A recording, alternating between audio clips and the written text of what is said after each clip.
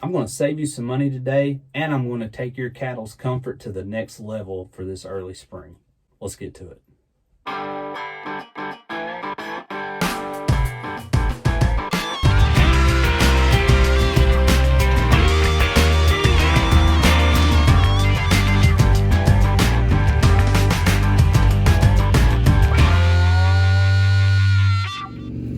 Holy!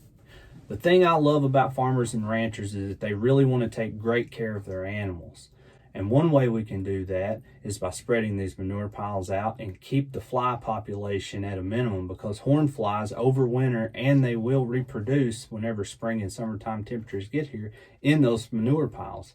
If you can spread those out and dry them out, it'll really decrease the population.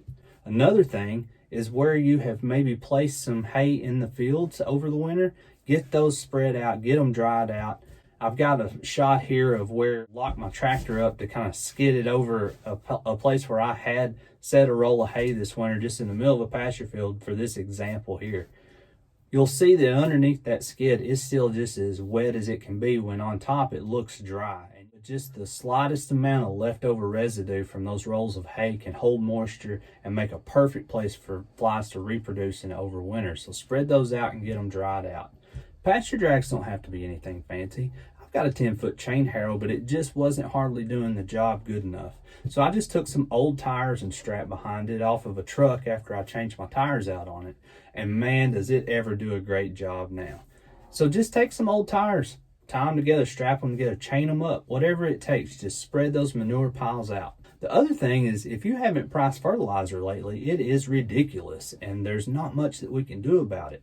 So getting these pasture drags out will help spread those manure piles out and distribute those nutrients across your pastures a lot more evenly.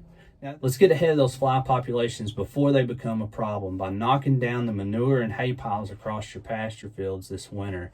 Dry them out, get them as dry as possible, and spread those nutrients out and save on that fertilizer bill. Put the money that you save on your fertilizer bill by spreading those nutrients out toward Wind and Rain Mineral with Altosid in it, and get ahead of that fly control as soon as possible.